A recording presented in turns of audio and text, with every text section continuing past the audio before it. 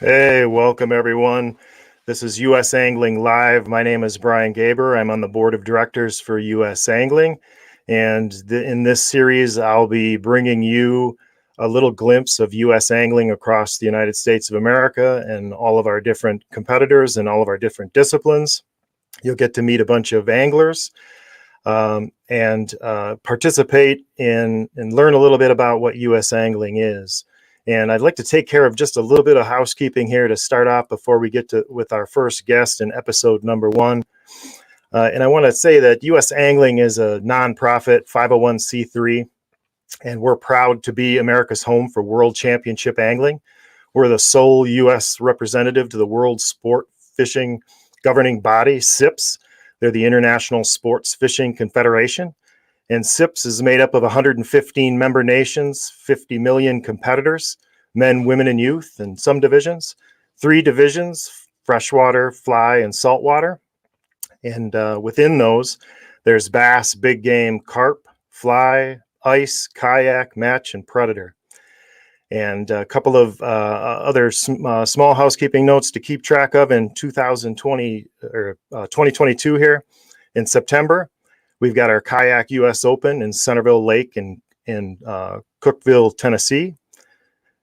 And we've got in October, the Black Bass World Championship in Lake Murray, South Carolina. Those are upcoming events you'll want to pay close attention to. Tonight, I've got my very first special guest in episode 1. Moving to ice fishing. It's December. We're on the precipice of Christmas. And our guest tonight is a 2-time national champion, part of the 2010 gold medal U.S. ice fishing team. He's a friend. He's a father figure to some. He's a salty charter boat captain to others. He's a leader, driven competitor, and he's worn the red, white, and blue fishing with the best competitive anglers in the world. And that's Brooklyn, Michigan's Myron Gilbert. Hey, Myron. How's it going, Brian? Got you live, buddy. Great. Welcome, man. Welcome. Episode number 1 gets to be Myron Gilbert. And it's important too, Myron, because if this is successful, if our live series is successful, we've got anglers and competitors all over the country in all those disciplines who's this Brian Gilbert and why is he calling me for an interview? And they're going to track down episode number 1, and it's going to be Myron Gilbert. Well, I got a lot of good thoughts of Brian Gilbert of helping us. You were very instrumental in winning a gold medal in 2010, if not the most instrumental in my mind, with all your knowledge of the lakes and all the help you give us. And in town, too, what a town you live in, cherished memories, Rhinelander, Wisconsin, buddy. Thanks, man. I appreciate that. To start this off with, we want to know a little bit about Myron Gilbert, and we've seen before on some interviews you've done previously how you got into competitive fishing, and we have an idea how you got into fishing with the U.S. team. But how did you start fishing? Does anybody know the story of how did Myron start fishing?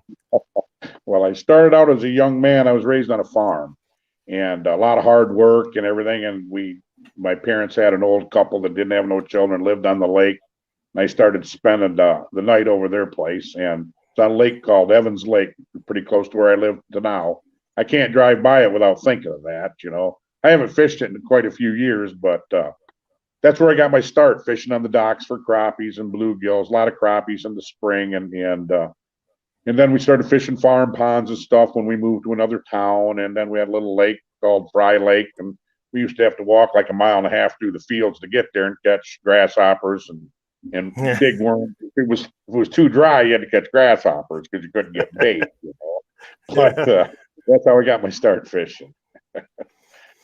So how did you run across USA ice fishing? I know you were competitive fishing. You had run across some guys that said, "Hey, Myron, come and compete. We can win this," right? And so I know you were professionally, competitively fishing and ice fishing. But how did you run across USA?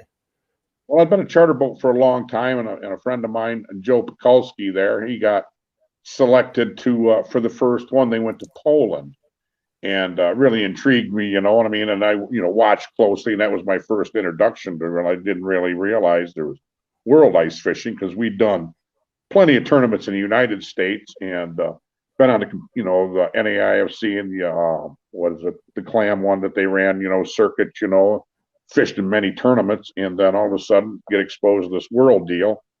And so we went and tried out the first opportunity I had, and I tried out 8 years in a row and made the team every time. Sometimes barely, but did make the team. So it was always a lot of hard work. I'll tell you, that's one thing about world competition. There's no giving, baby. You got to work your tail off. It's hand drilling. It's, a lot of strategy involved. Once we get involved in the zones, a lot of people don't realize the strategies that are involved, totally different than what we have in the United States competitions. I don't know, totally different. So you just got to learn, it's like playing the game. You got to learn, and then after they take it to you a time or two, you do learn, oh, you got me, but I'll remember that. And you've got a ton of perspective. Myron's been a competitor for 8 of those years, and a coach and a captain for 3 years. So you've got a ton of perspective. But let's go back to 2010, in that really what at that time they said was an unprecedented turn of events, from being last in 2009 to winning the gold medal in 2010. And I wondered, and I'm going to pop something up, Myron, we're going to share the screen with the slide I have here, but what did it mean to you to win that gold medal? You're going to have me crying, baby. Me and Dave Gents are weak when it comes to that, and we do it every time. Heck, at the time when I was competing, I was so involved, I didn't even realize there was individual gold, silver, and bronze in competition. I thought it was just a team medal, till we actually get to the closing ceremonies, and holy cow, what's all these extras? That's when I found out about that, so I was real naive and inexperienced, but I was pretty experienced on the bodies of water there and everything, and they actually scared me pretty good the first day I seen them practicing out there, because in December when I was there, the fishing was extremely difficult. It had won a national championship there. Well, we come back in March, and them fish have went through a metamorphosis. They were biting like crazy and all over the place all of a sudden, and I walked through them Europeans all out fishing, and they're just catching the crap off them. I called the team together. We had a little impromptu meeting and said, well, we're going to have to pick up our pace, it looks like here. This is a lot different than what we thought. So then we buckled down and all worked as a team, and it worked out, luckily for us. How did that feel for you? I know, you've won events before, but how was it different? How was it different for you fishing for the country? I mean, was it an added amount of pressure for you? It's 1,000% different. I've always been happy when I've won a national championship or won any title, but it never once brought me to tears. So world competition, sometimes it's tears of happiness, and then sometimes it's just tears of just despair. Yeah. What I'm saying? But I do. I mean, it's just one of them things. I don't know how else to describe it, but I'm telling you, when the national anthem plays, it's a whole different ball game. So that's my outlook on it. And you have to, once you experience that. I've tried many years to do that, and my goal always was trying to win a medal overseas too. I was driven for that, I've spent on plane rides where I schemed the whole way back, and we're going to make some changes for next year because we're coming back. I am not, that's how I looked at that. So. Yeah, this is one of my favorite pictures that I captured from that video that Kelly Gotch put together that commemorated that event. But the Myron Gilbert sweet taste of victory when you were taking a sip out of that champagne out of the. That's all our medals, and that's us in the parade right there. And all them people are just, I cherish every moment there. That parade was something. Rhinelander, what a town, I mean, everybody had a great time. All our competition too, all the other countries were in awe, because I've been to a lot of crows, 11 or 10 overseas, excuse me, and we've never seen anything like that where the people come out. Whereas in America, they come out and showed the welcome to all of them, and all the Europeans, they were just in awe of that. They really enjoyed that. It was good stuff. They were being honored, and they knew it. So it was a good time, you know. They couldn't wait Yeah. to come back. They enjoyed it. I've enjoyed going to all their countries too, though, you know. Yeah. What has to come together to win, Myron? What has to come Oh, together? What? sometimes it's just like in my national championships, you got to get a little bit lucky. You got to be a lot good, and things got to fall together. And sometimes things do, and sometimes things don't. But it takes all out effort and strategy and a complete commitment. You know, I mean, late night meetings when planning strategies with the team. And when we're overseas, we practice, you know, for a pretty extended time, you know, on the bodies of water, whatever they let us.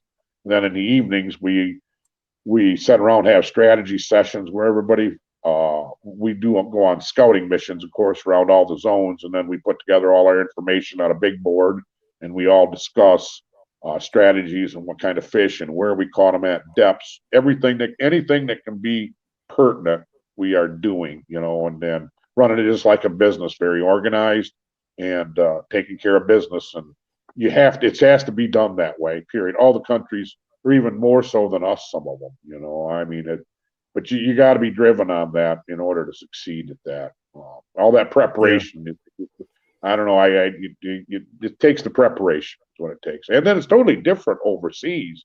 Their tactics are not like us in the U.S.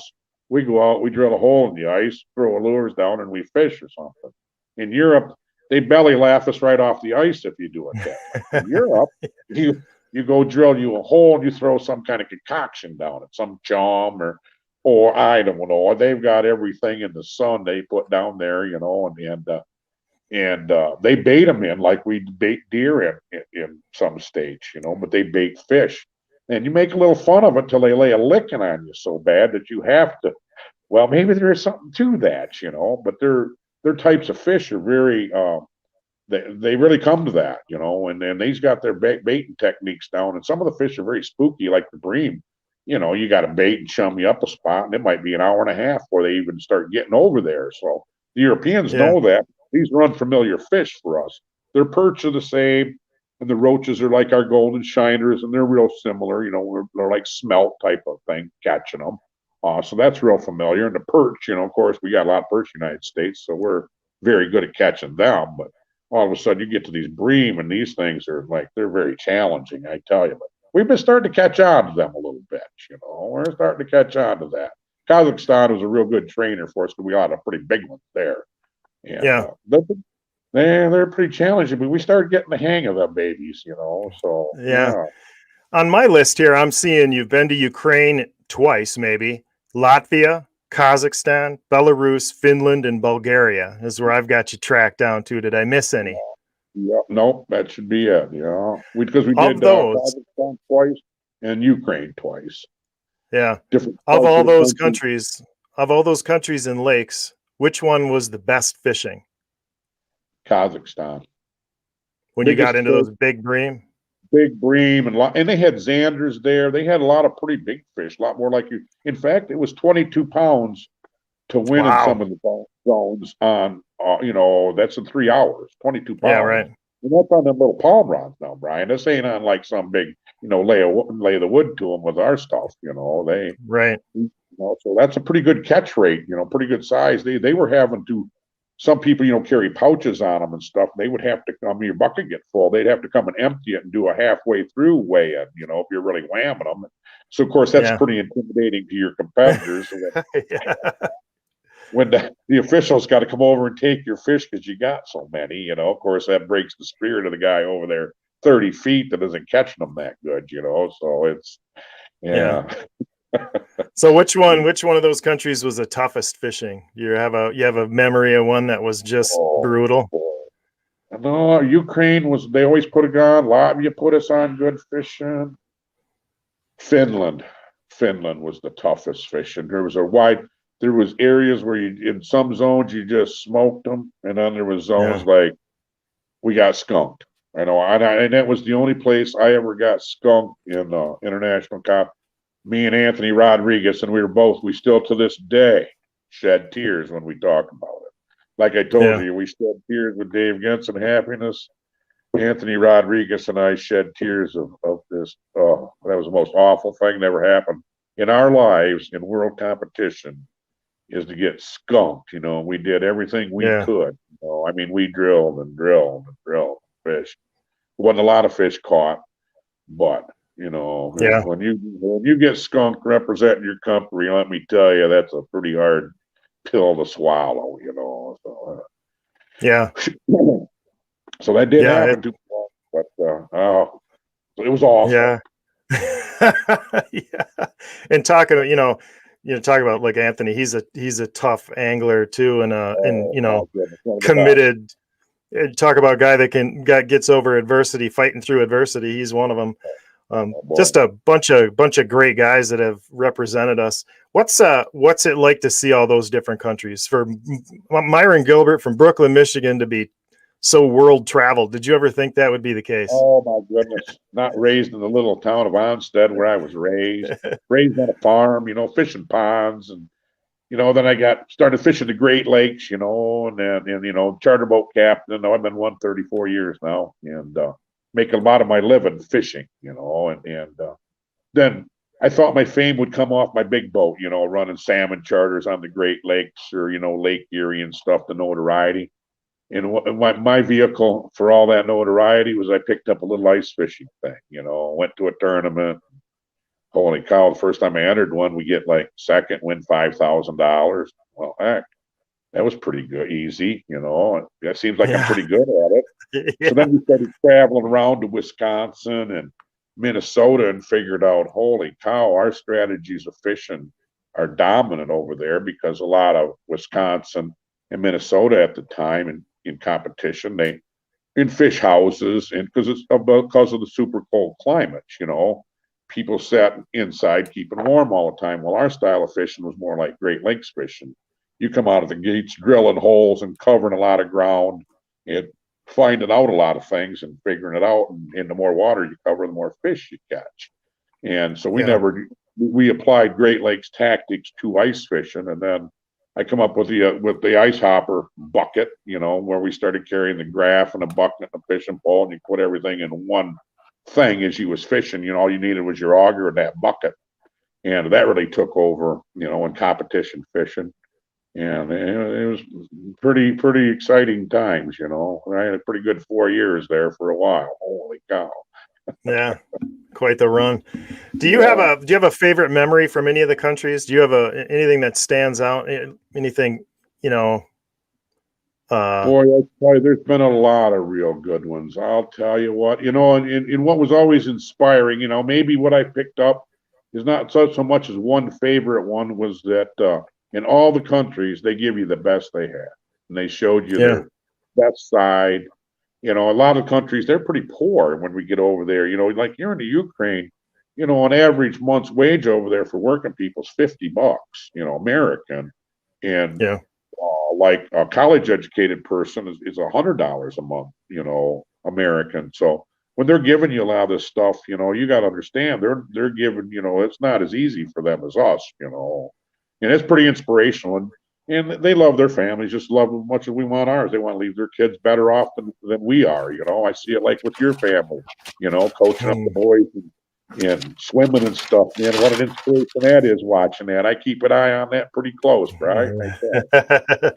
Yeah, I got to keep them moving in a forward direction, right? Keep them splashed. You're doing good, buddy. Do you have any relationships with any of the foreign competitors? I mean, they've got to know who Myron Gilbert is when you walk in the room now. Are there any characters that in particular, Oleg Harmonov, and he was one of our translators and traveled with us the first time we went to the Ukraine. And it was the most horrendous trip, all them plane rides. And then we get on this, what they call a bus. I was on it. Yeah. Remember how we were packed?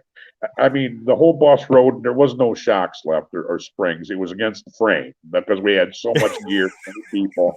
And it was only like 12 hours of 30, 35 mile an hour through twist. And them ain't roads over there. Them are goat paths, from what I've seen. It was 240 miles that took us 10 or 12 hours. And then we get there and they have to start having a discussion where we're going to stay. And then Me and Bodecker finally get in our room and lay down. We collapse. We just drop our bags and flop on the bed. And in about 5 minutes, here come you and McNabb pound. You guys got to move. You're leaving here. You got what? We just want a place to sleep. And you threw us out. We had to go elsewhere. It was awful. Well, what a trip. I'll never forget. But that's where I met Oleg's. And they rode on the front, steps up there. But then I figured out later that's probably because they wanted to, if this thing crashed, they wanted to be able to get out. But first off, we'd have been pinned under our luggage, yeah. So I was thinking, well, maybe they were just being courteous. But then I got to thinking, well, maybe it was just survival tactics here, Yeah. Oh, and I know Oleg and his partner were pretty proud. I mean, I think they had gotten into some sponsorship with us, and we had won the year prior, and so there was a lot of high expectations in Ukraine that year. And yeah, that was a trip to remember. Oh, yeah. Me and Oleg's has done fine. He's been in other corporations, and we're still close when we talk and kind of regularly. Yeah, a good man, a darn great good guy. Man. Yeah, great guy. Yeah. How about competitively? Like, so year one, obviously when these guys were in Poland and finished last, and then year two, we win it here, and then we go over to Ukraine and we finish 8th. And then from there on, how, as you've gone along, how is the respect level from the big power fishing teams? What's your take on that? Much more respectful of us. At first, we were discounted. You know what I'm saying? After they went to Poland and a poor showing, and then we win the gold medal, and they thought that stunned them. They never even dreamed of it. Of course, I tell everybody, oh, they just hadn't met Myron Gilbert yet. That's yeah, absolutely. But you notice the tide change. Do you get what we got here? This ain't a normal American, And then, so I use that. That's one of my punchlines I use on the boat. When I'm telling stories on my charter boat. Like I told you, when you're not catching any fish, you got to be able to tell stories for 6 hours sometimes. So they gotta know. You got to be like what was the nickname they had for you? Were you the John Wayne of Bad Santa? You're the Bad Santa. Appropriate for coming up on Christmas. Yeah, Bad Santa. That was, I got Sean Warner naming that one. But the only one that really tickled me is we'd been doing a pretty good job when we were in the Ukraine. They had some of their young studs there, and they come over telling me I'm like the famous American, and they try to describe me somewhere. It's like broken English, and they're fair at it, but they're Russians, so we're trying to converse and we're having a good time. We might even had a couple drinks, at this time. They start telling me, they're trying to describe what I'm like to them, and they're going, "Oh, well, you like John Wayne," and I go, "Well, John Wayne, well, that's how they picture Americans, from what they see on TV. That's most of their how they are portrayed is what they see on TV, because we produce most of the television that's seen in the other part of the world. So we dominate on that. So their viewpoints are what, they think we all get to shoot up everybody and, run around, and, they make you mad pow them, well, no, that's not, we don't get to do that. It's not like that, but it's their perspective, but then when they meet you, it's a whole different ball game, and they're, we get along with them good because they're all fishermen too and everything, and I was like the famous American, type of thing, because they'd seen the Iceman series and they'd seen TV and, and seen me in acting a time or two there, and so they knew who I was, so it was pretty cool dealing with, a lot of the countries, a lot of the guys, they know who you are for darn sure. It's like, I know who Lexi is in the Ukraine. I can tell you that, especially when you get another gold medal every time I turn around, Talk a little bit about that. Talk about the quality of these guys and their angling capability. Oh my goodness, man. That's something that impressed me, to no end. People think ice fishing, this is a whole different style of ice fishing when you get into it, and it's athletic, and it's, you have to be thinking, you have to be observant, you have to be able to move, talk about some of the best that you've seen. Oh yeah. Lexi, they call him the rabbit because he runs holes, he drills so many and moves so much that he's even legendary over there amongst people that do it at a high level. And he's done it in different disciplines. Ice fishing is kind of his forte. And I take my hat off on him. And with the team and I have talked, and we kind of look at him as the best single ice fisherman in the world. I mean, on any Yeah. given day, you know, he can get it done. You know, the Ukrainians as a whole have been real dominant the last few years in competition. You know, they've done Yeah. a fine job, and I've learned a lot watching them. You know, that's for darn sure. But there's some other good power teams. The Russians are spectacular. The Latvians, Lithuania won it. You know, so you got a few teams there. Then you got some upcomers. The Mongolians getting it done. You know, everybody kind of, you know, fight for position. The 5-man Yeah. team thing, you know, and so it's like golf. You're looking for that low score, you know. So, you know, you Yep. don't have to win your zone, but if you can do second, thirds, and everybody can do real good, you can medal. You know, I mean, so you know, you can be first to last or last to first, you know, on the second day type of thing. Huge swings have happened, you know. I mean, we've watched it happen. We watched the Ukrainians overcome Finland in Finland at their home thing, and the guy that won the gold medal in the United States finished last in his zone. And you know, Yeah. at home, what a devastating blow that had to be, and then lose the gold medal at home because Yeah. you were the weak link, you know, and you were the gold medalist the year before, you Wow. know. Yeah. So, oh man, that would have been hard to swallow there, you know. But I've been there. Finland was hard to Yeah. me, so I can't be too critical. That's for sure. How's the transition been from you to competitor to coach? That's a you've got insight that I think is important with your experience there. I mean, what's that transition been like for you? Oh, actually, it was a welcome trend. It got to be the point where we had quite a few pretty good guys, and I thought in my position because I've won a lot, and I was getting to be the elder kind of statesman that I could do more coaching and have in because I wanted to go. I wanted a medal so bad on European soil if I could possibly get it, and I tried it as being a competitor for a few years, and I said, well, maybe I can do better coaching here and have a bigger input on everybody and drag a team to a medal type of thing. Because I got a bunch of pretty good young guys when they get after it. You know, I've been training them for a while. Some of them, you know, and we're all learning together. But they bypassed me, you know, type of thing. Yeah. And coaching, What a you know, significant yeah, it's significant, you know, and so significant improvement we've seen over the yeah, with our US anglers in adapting to that European style. We've got yeah, some I know you guys in Michigan had done a lot off season to practice and groom, and you know now you've got Anthony and Chad and I, uh, and Jake others. and Mifflin, Jake, and then we yep, got shirts, neck shirts, who the Nick, company does walleye fishing, fabulous. yep, Kevin Kowalski type of thing, you know. yep, These guys can get it done in any second. I'm telling you, all them guys, you know. So coaching them was such an honor and a privilege, you know, type of thing. And everybody had to try out and earn their spurs, type of thing. But you know, we're fishing for numbers of fish there. In a lot of countries, it's smaller fish. Kazakhstan was big fish.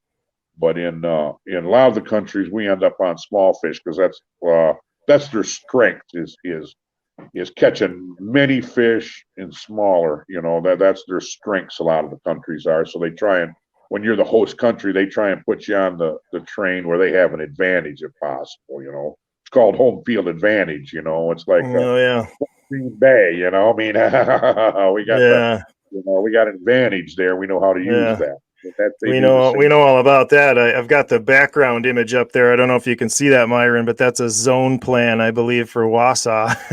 We were at the big old plane. See Yeah, that yeah, yeah. there? Oh, Lordy. Weather conditions got us there, buddy. And then we weren't prepared for the onslaught because the first year when we were in Rhineland or we competed, we were so disrespected, they didn't even pay attention to us. So we Yep. like stunned them so bad they didn't know what to do. Well, when we come back to the US, what was it, 3 or 4 years later, they're Yep. now terrified of us, you know, because the Yeah. Americans took it right to them, seemed to be pretty, and they seen us getting better as we were fishing overseas too. They're all of a sudden now we got way more respect. In fact, they were scared of us when they come here. Well, when we went out to compete on that first day, a lot of the countries was willing to sacrifice one of their flags just to make sure we couldn't do what we needed to do and try and hose us because they knew we knew the waters so good. Day Yeah. two, though, look at the turnaround. They got us pretty good. In them super cold front conditions where how cold was it? 20 below zero, 10, whatever it was. Yeah. It was Brutal cold. cold. clear, and there was a case where we didn't adjust properly to the smaller fish like they did. Go down and catch them perch on the bottom and stuff. We stuck with trying to catch the crappies, and a lot of them catches were quarter pounds and stuff like that with a bunch of little perch in them and stuff that beat us. By day 2, we come roaring back, had the best day, but it wasn't enough. It wasn't enough on day 2. We come roaring back, but then we were prepared for what they were going to do to me on day 2. Okay, now I know how we play. So then I let them on a big old chase and stuff. Boy, was that funny. When I took off running down the sideline, the whole herd followed me, and then they all dove into the corner. And we tried to get our flags down, then I got up. Oh, no, that's not where I want to fish. Now they're all embarrassed. They stayed where they were at, and I went down to where I wanted to go. For those of you that are listening or watching here that don't know what Myron's talking about, when you get your one person from each country in a grid, clearly in Myron's grid, those competitors are going to be paying attention to where the American is going in America. So Myron, you tell me about it. What did you do to orchestrate that? Well, we knew an area where I wanted to start fishing. So after day 1, they had circled us so bad that I knew, oh no, we can't take them right to the goods, where we think the better fishing is. Well, we didn't know exactly, but we knew several spots in there, would be where we'd want to key our efforts. So I went down to the opposite end. Of course, I'm getting called, and my handler was going, man, they're wondering what you're doing down here, Myron. You're supposed to be up there by that corner. I go, I know, but this is what I'm going to do. So I go down there, and so then they surround me, and I'll never forget. They stand right beside me, and the one says in perfect English, "Where are we starting?"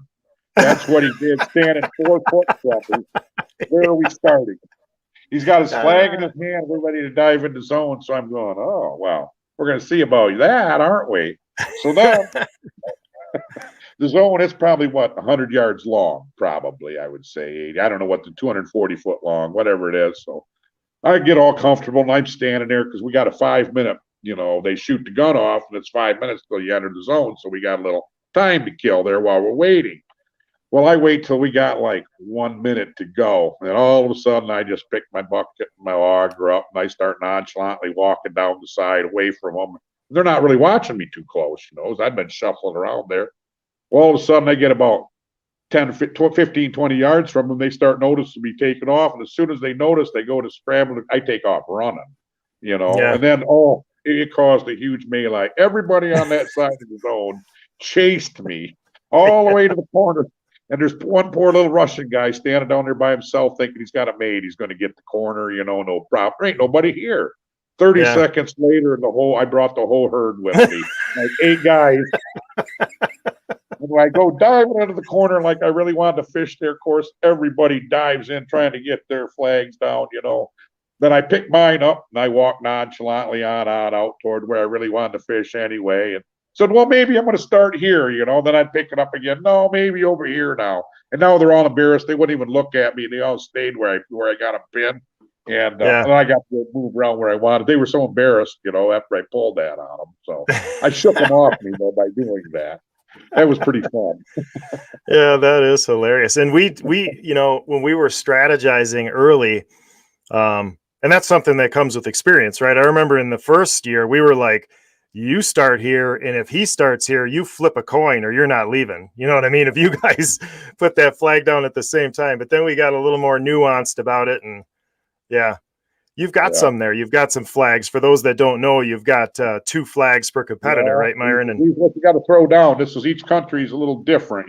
This one here is where Ukraine here. This one was Kazakhstan, and you put these down, you're allowed 2 of these, and it's quite a strategy. If you're assigned an area, you got to fish. So you got to, before you drop your line in the hole, you got to put one of these things down, and then you're allowed to save 1 hole, but then if you fish in any hole, you got to take it with you. You got 2 of them. So there's quite a bit of strategy to it. It was like in the U.S. there, I got on a log and was fishing my way down it and had planned on going back to some of my holes. Well, then here come one of the Polish competitors and just throwed his flag down and blocked me. Yeah. Well, in the end, it turned out to be the best thing that could have happened for me because I kept drilling down the log, catching new fish. Whereas Yeah. had I went back where I'd been through, I probably wouldn't have caught near as many. And I won the zone, so that was probably really instrumental for us winning the gold medal. Winning the zone that day, 1 point. That's the holy. Anytime you're in world competition, if you can come away with ones, baby, you're doing Yeah. what you need. That's for darn sure. Yeah. Absolutely no doubt about that. To get new people getting into it. Now, I know some people will end up watching this video that are interested in fishing in U.S. angling and maybe in ice fishing. What would you recommend a new person do to get involved? I don't know. I'd entered a few tournaments in the United States and get real familiar, with competition fishing. World competition's a whole different a venue. There's a lot more strategy, more like a chess game type of thing. You got to catch the fish. You're assigned areas. You don't get to fish the whole lake. You got to fish wherever they grid you out. You got to fish just to the line there. A lot of smaller fish, especially overseas. The palm rod really comes into play over there. We've all adapted to that too, because a lot of times we have to fish small baits and catch a lot of fish. But it's surprising how much weight you can catch in 3 hours, even when they're only 4 or 5 inch fish, 6 inch fish. It's sometimes surprising. I seen Nick and them. How many kilos did they get over there when we were in Finland? Here I'm not catching a fish, and I look over in the next zone, and they got a horseshoe where the roaches are piled up, and they're catching like 14 pounds of them. And here I'm over, can't catch the fish.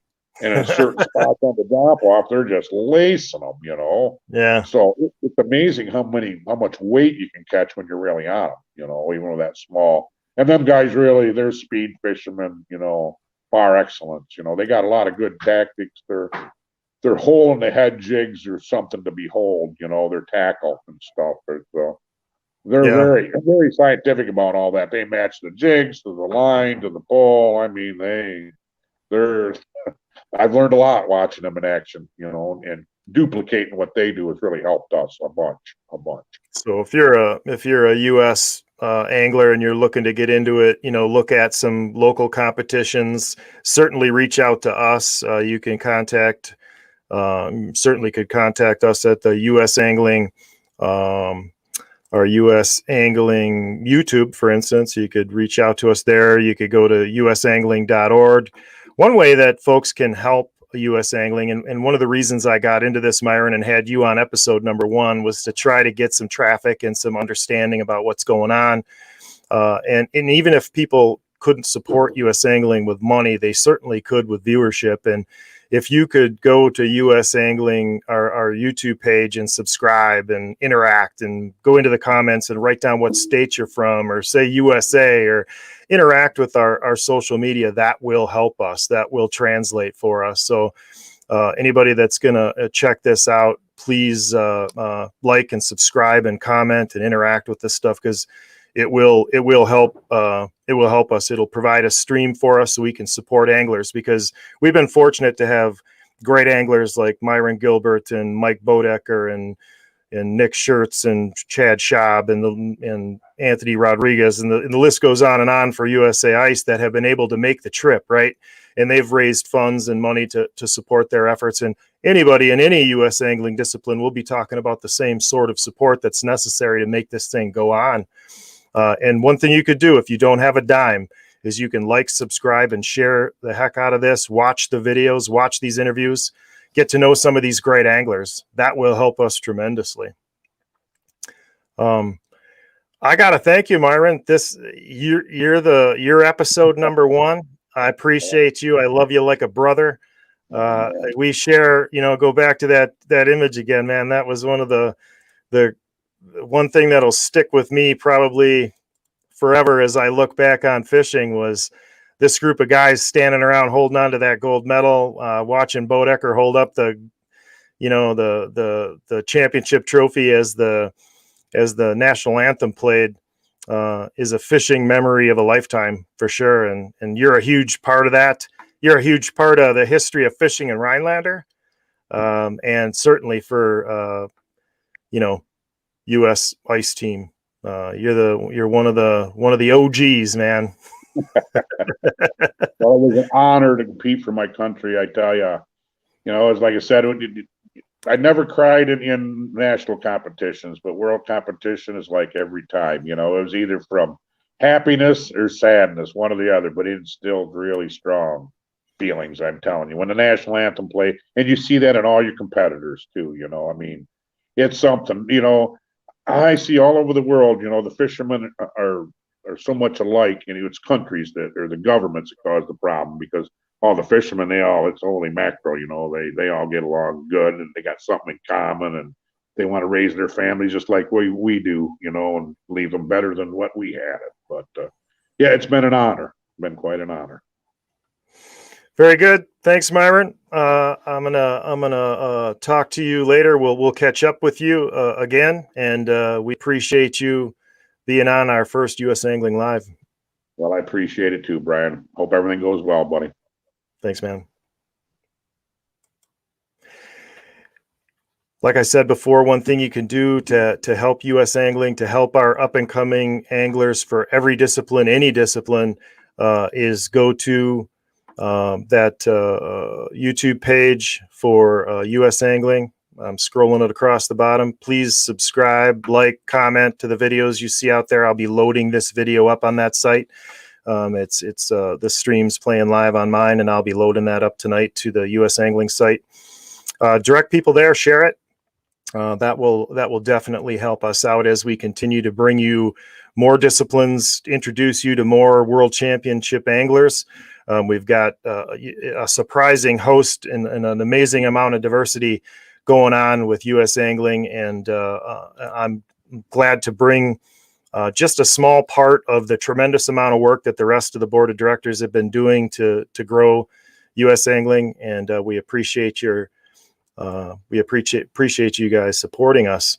And with that, I want to leave you with some special piece about the rest of our sponsors. So thank you. Tune into the next one. You'll see it.